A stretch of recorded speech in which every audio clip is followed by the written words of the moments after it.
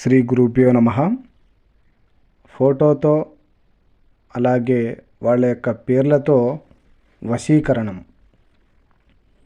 వశీకరణంలో photo పేర్లు శ్రీ అమ్మవారి పాదాల దగ్గర ఉంచి ధూపదీప నైవేద్యాలతో అమ్మవారిని సమర్పించి ఈ యొక్క ఎవరైతే ఫోటోలు పేర్లు అంటే విడిపోయిన వాళ్ళు కావచ్చు, భార్యాభర్తలు కానీ కావచ్చు, ఎవరైనా సరే మన శత్రువులను సైతం కూడా వాళ్ళ ఫోటో ఒకటి ఉంటే చాలు, ఈ ఫోటో వశీకరణం ద్వారాగా వాళ్ళు మన మాట వినేటట్టు చేసుకోవచ్చు. ఫోటో వశీకరణం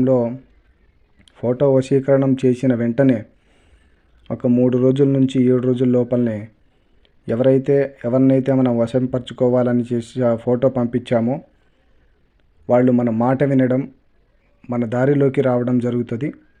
ఫోటో వశీకరణంతో చాలా సమస్యలు కూడా పరిష్కరించబడ్డాయి. అలాగే మా ఛానల్ని కొత్తగా చూస్తున్నట్లయితే వెంటనే సబ్స్క్రైబ్ చేయండి.